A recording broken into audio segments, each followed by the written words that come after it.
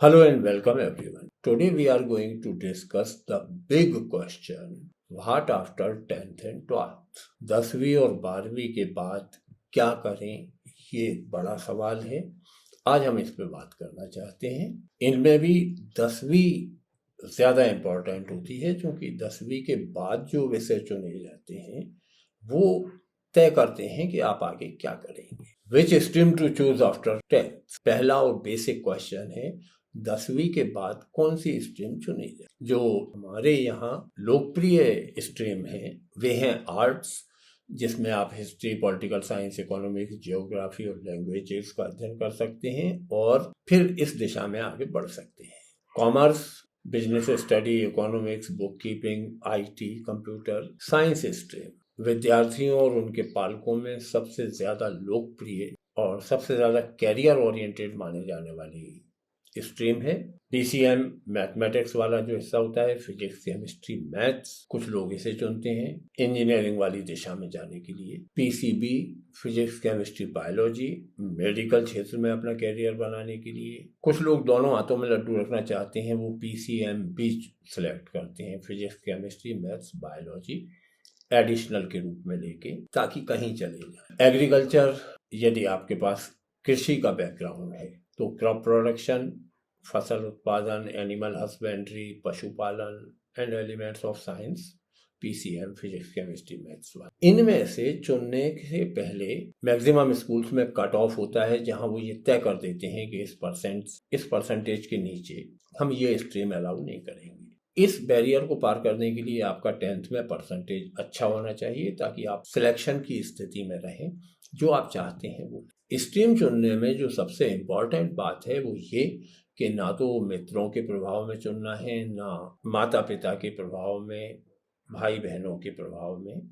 You have to select the stream on the basis of your interest in that. आपको stream का चुनाव करना है कि व्हाट यू लाइक मोस्ट, आपको सबसे ज्यादा अच्छा क्या लगता है। अगर आपकी रुचि साइंस में है तो साइंस लें। इसलिए साइंस नहीं लेना चाहिए कि घर वालों का प्रेशर है, फ्रेंड सर्कल चाहता है कि आप ऐसा करें। डोंट गो विद देम, इन सब के साथ मत जाओ, नहीं तो आगे बहुत परेशानियां आती हैं। कई वर्स्ट केसेस में स्टूडेंट्स डिप्रेशन में आ जाते हैं। तो पहले अपनी फील्ड ऑफ इंटरेस्ट तलाश कीजिए, इसके बाद उस स्ट्रीम को चुनें।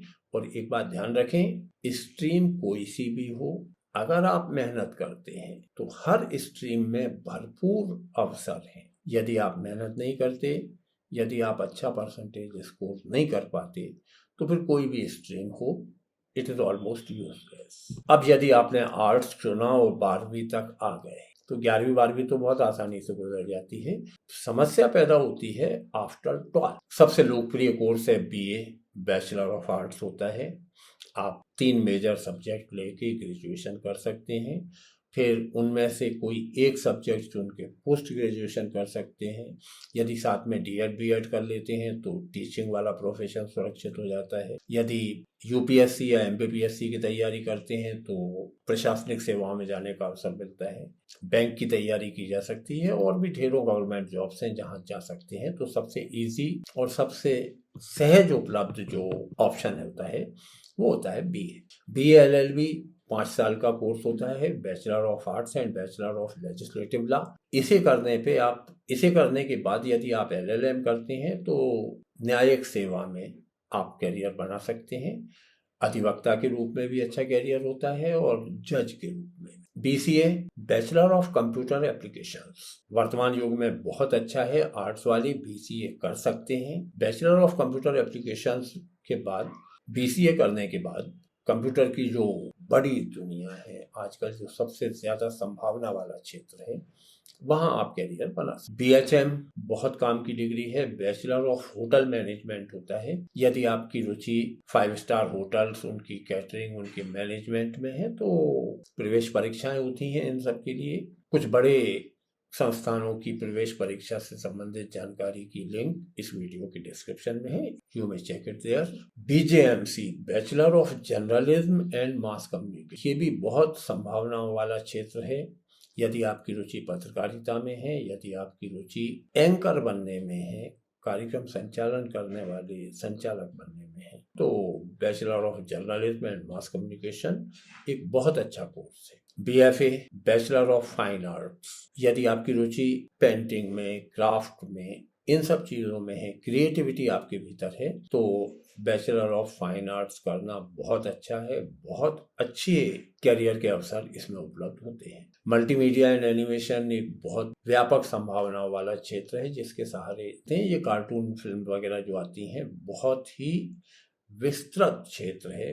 बहुत अच्छे पैकेज लोगों को मिलते हैं। ग्राफिक डिजाइनिंग भी आजकल बहुत डिमांड में है। लोग अपना ब्रांड मोनो लोगो तैयार करना चाहते हैं, तो you may learn it. Tourism, पर्यटन या टूरिज्म एक बहुत बड़ा उद्योग है, और इसे करने के लिए आपको किसी लैंग्वेज में डिप्लोमा करना पड़ेगा।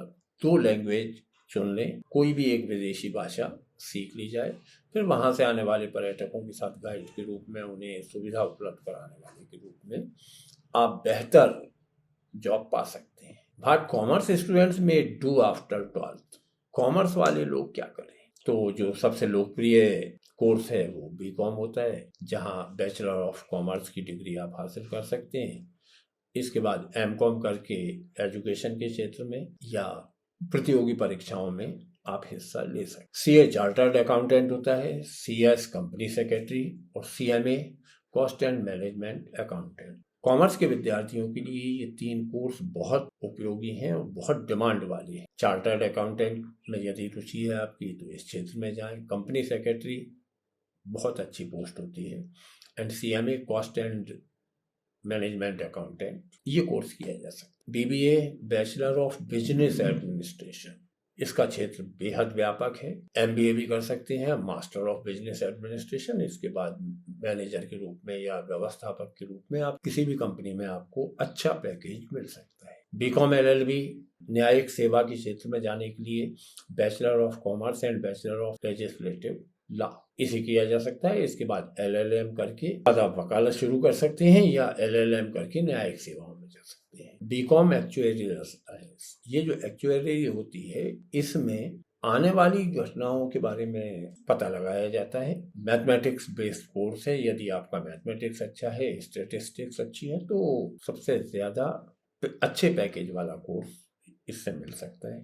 व्हाट साइंस स्टूडेंट में डू आफ्टर 12th, PCM वाले विद्यार्थियों के लिए जो सबसे लोकप्रिय और मोस्ट सॉट आफ्टर कोर्स है, वो BTech या BE होता है। Bachelor of technology, bachelor of engineering, JEE और मेंस और एडवांस के सहारे इसमें सिलेक्शन होता है। IITs में, NITs में और दूसरे जो प्रतिष्ठित संस्थान हैं, उसमें प्रवेश के लिए परीक्षा होती है। यदि आप बहुत अच्छा करते हैं तो सिलेक्शन होता है। BSc सेफ है। Bachelor of science, physics, chemistry, maths के साथ BSc करें, फिर इन तीनों में से किसी एक सब्जेक्ट को चुनकर उसमें पोस्ट ग्रेजुएशन करें। PhD करने के बाद आप प्रोफेसर के रूप में, और D.Ed, B.Ed, M.Ed करने के बाद प्राथमिक, माध्यमिक और हायर सेकेंडरी स्कूल में टीचर के रूप में जॉब पा सकते हैं। BSc के बाद आप बैंकिंग में भी जा सकते हैं, सिविल सर्विसेज में भी अप्लाई कर सकते हैं, दूसरे क्षेत्रों में भी। NDA नेशनल डिफेंस एकेडमी की बहुत चर्चित एग्जाम होती है 12th के बाद। अगर आप देश सेवा करना चाहते हैं, मिलिट्री में जाना चाहते हैं, तो अधिकारी के रूप में मिलिट्री में जाने के लिए, इंजीनियर के रूप में मिलिट्री में जाने के लिए ये लोग अपने कोर्स खुद करवाते हैं। थोड़ा टफ कंपटीशन होता है, बट स्कोप तो है। Railway, national rail and transportation institute, NRTI जो कहलाते हैं, वे अपनी आवश्यकता के अनुसार उन्होंने कोर्स डिजाइन किए हैं। प्रवेश परीक्षा से सिलेक्शन होता है और इसके बाद रेलवे में सेवा करने का अवसर प्राप्त होता है। एविएशन, यदि आपकी आर्थिक स्थिति अच्छी है, आप पायलट बनना चाहते हैं, तो एरोनॉटिकल इंजीनियरिंग के क्षेत्र में जाएं। वहाँ एविएशन से संबंधित बहुत अच्छे अच्छे कोर्सेज हैं। थोड़े महंगे होते हैं, लेकिन कैरियर अपॉर्चुनिटी बहुत अच्छी होती है। BArch बैचलर ऑफ आर्किटेक्चर, इसमें नक्शे बनाना, मकान की इंटीरियर डेकोरेशन, ये सब चीज़ें होती हैं, और हर आदमी का सपना होता है मकान बनाने का, तो निश्चित रूप से इसकी डिजाइनिंग वाला ये काम बहुत अच्छा चलता है, अच्छे पैकेज में। BSc एक्चुअरियल साइंस सबसे ज़्यादा इम्पॉर्टेंट है। अगर आप इस टेस्ट को क्लियर कर लेते हैं तो बेहद अच्छी संभावनाओं वाली जॉब आपको मिल सकती है। व्हाट साइंस माने पीसीबी स्टूडेंट्स में डू आफ्टर 12। बायोलॉजी वालों का ड्रीम जॉब तो एमबीबीएस होता है, bachelor of medicine and bachelor of surgery. NEET की एग्जाम होती है, देश की बहुत चर्चित, बहुत कठिन परीक्षाओं में से एक है। यदि आप उसे क्लियर कर पाते हैं तो एमबीबीएस करने के बाद चिकित्सा सेवा में आप अपना करियर बना सकते हैं। बीडीएस ये सेकेंड स्टेज होती है। अगर एमबीबीएस नहीं कर पाए, पूरे आदमी का इलाज नहीं कर पा रहे, तो दांतों का इलाज करते हैं। बैचलर ऑफ डेंटल सर्जरी और बीडीएस का भी स्कोप बहुत बड़ा है। चॉकलेट इंडस्ट्री और टोबैको की कृपा से दांत मैक्सिमम लोगों के खराब हो रहे हैं, तो बीडीएस भी एक अच्छा स्कोप है। बीएससी बायोलॉजी वालों को बीएससी करने का भी अवसर होता है, फिजिक्स, केमिस्ट्री, बायोलॉजी के साथ। बायोलॉजी बाद में जियोलॉजी, बॉटनी में डिवाइड हो जाती है। फिर इन तीन में से किसी एक में पोस्ट ग्रेजुएशन करें, डीएड, बीएड, एमएड के साथ प्राइमरी, मिडिल और हायर सेकेंडरी स्कूलों में पढ़ा सकते हैं। पीएचडी करने के बाद एनईटी जो नेट एग्ज़ाम होती है उसे क्लियर करने के बाद आप कॉलेज में, यूनिवर्सिटीज़ में पढ़ा सकते हैं। BHMS, bachelor of homeopathy, medicine and surgery, ये भी बढ़िया संभावना वाला क्षेत्र है। आजकल वो मीठी गोलियां देखी होंगी, फैशन में है और काफ़ी लोग इसकी तरफ अट्रैक्ट भी होते हैं। ये कहा जाता है कि इसके कोई साइड इफ़ेक्ट नहीं होते। तो बहुत बड़ी दुनिया ये है जहाँ होम्योपैथी के क्षेत्र में आप कैरियर बना सकते हैं। बीपीटी, बैचलर ऑफ फिजियोथेरेपी, अब तो हर जगह फिजियोथेरेपिस्ट उपलब्ध हैं, लेकिन फिर भी उतने नहीं हैं जितने की आवश्यकता है। हो ये रहा है कि लोग बाग आजकल एक्सरसाइज तो करते नहीं हैं, बॉडी की शेप बिगड़ जाती है, फिर कहीं भी खिंचाव, तनाव आ जाता है, उन्हें सही करने के लिए फिजियोथेरेपिस्ट की ज़रूरत पड़ती है। तो एमबीबीएस, बीडीएस या बीएचएमएस में असफल होने के बाद बीपीटी की तरफ भी जा सकते हैं। B pharma, bachelor of pharmacy, इलाज कर नहीं पा रहे तो दवाएं बेचने का भी कैरियर अच्छा होता है। बी फार्मा, एम फार्मा करके आप मेडिकल के क्षेत्र में, पैरामेडिकल क्षेत्र में काम कर सकते हैं। बीएमएस कोर्स होता है bachelor of Ayurvedic medicine and surgery. Ayurveda हमारे देश का प्राचीन ज्ञान है और पेड़ पौधों से मिलने वाली जो चीज़ें होती हैं उनसे हर बीमारी का इलाज हो जाता है। बहुत बड़ा क्षेत्र है, बहुत संभावनाओं वाला क्षेत्र है। यदि आप चाहते हैं तो इसमें भी कैरियर बना सकते हैं। बीयूएमएस, बैचलर ऑफ यूनानी मेडिसिन एंड सर्जरी, यूनानी पद्धति जो होती है इलाज की, उस पर आधारित डिग्री है, ले सकते हैं, स्कोप तो है। नर्सिंग के दो लोकप्रिय कोर्सेज हैं, जीएनएम और ANM, general nursing and midwifery and ANM, auxiliary nursing and midwifery. GNM 3 साल का कोर्स होता है, एएनएम 2 साल का। पुरुष और महिला दोनों कर सकते हैं। ये मत मानना कि नर्सिंग मतलब महिलाओं के लिए है। नर्सिंग केवल लड़कियों के लिए नहीं बल्कि बालकों के लिए भी ये उतना ही लोग। जो मेजर जॉब्स एरियाज हैं यहाँ, अपने यहाँ सबसे ज़्यादा इम्पोर्टेंट और ड्रीम जॉब्स होते हैं यूपीएससी के, जहाँ आईएएस, आईपीएस, आईएफएस का के लिए परीक्षा होती है। फिर स्टेट पीएससी का नंबर आता है, जहाँ डिप्टी कलेक्टर, डीएसपी, इस तरह के पद होते हैं जो राज्य प्रशासनिक सेवा के पद हैं। बैंकिंग का क्षेत्र बहुत संभावनाओं से भरा हुआ है और सॉफ्टवेयर इंजीनियर्स तो, क्योंकि आजकल सारी की सारी चीज़ें कंप्यूटर और इंटरनेट पे आधारित हैं, तो सॉफ्टवेयर इंजीनियर्स बेहद डिमांड वाला। डॉक्टर्स, मेडिकल हमेशा बहुत बड़ा क्षेत्र माना जाता है। देश की जनसंख्या काफ़ी है और बीमारों की भी कमी नहीं है, लोग बीमार होते ही हैं। डॉक्टर्स में एमबीबीएस के बाद स्पेशलाइजेशन करते हैं। आपने डॉक्टर्स के बोर्ड देखे होंगे, हर बीमारी के लिए स्पेशलिस्ट डॉक्टर होते हैं, उसके कोर्स किए जाते हैं। आरजे, वीजे ये नया क्षेत्र है। आप रेडियो जॉकी और वीडियो जॉकी के रूप में भी कैरियर बना सकते हैं। योगा इंस्ट्रक्टर, योग भारत की एक प्राचीन विधा है और सारे लोग इसे सीखना चाहते हैं। पर्सनल ट्रेनर भी होते हैं, ग्रुप ट्रेनर भी होते हैं। जिम ट्रेनर, आजकल बहुत सारी जिम खुलती हैं, लोग एक्सरसाइज करना चाहते हैं, वहाँ उन्हें कोई बताने वाला होना चाहिए कि हाउ टू। तो बहुत अच्छा काम है। अगर आपकी फिजिक अच्छी है, आप शारीरिक रूप से मजबूत हैं, तो खुद भी एक्सरसाइज करें, दूसरों को भी एक्सरसाइज करें, स्वस्थ रहें, स्वस्थ बनाएं देश। गवर्नमेंट जॉब, सरकारी क्षेत्र में हर तरह के ऑफिस होते हैं, उनमें कर्मचारी चाहिए होते हैं। कुछ जगह हमें स्पेशलाइज्ड व्यक्ति चाहिए होते हैं, अधिकांश जगह जो सामान्य हायर सेकेंडरी या ग्रेजुएट होते हैं उन्हें मौका दिया जाए। तो इस क्षेत्र में भी आप बहुत अच्छा कैरियर बना सकते हैं। ट्रांसलेटर कोई भी 2 भाषाओं में डिप्लोमा कर लें, 2 भाषाओं का जोड़ा बनाकर Hindi English, Hindi French, Hindi Japanese, Hindi German, Hebrew, Hindi Arabic या इंग्लिश के कॉम्बिनेशन में जब 2 लैंग्वेज के ट्रांसलेशन का डिप्लोमा आपके पास होगा तो एम्बेसी जो दूतावास होते हैं वहाँ बहुत अच्छा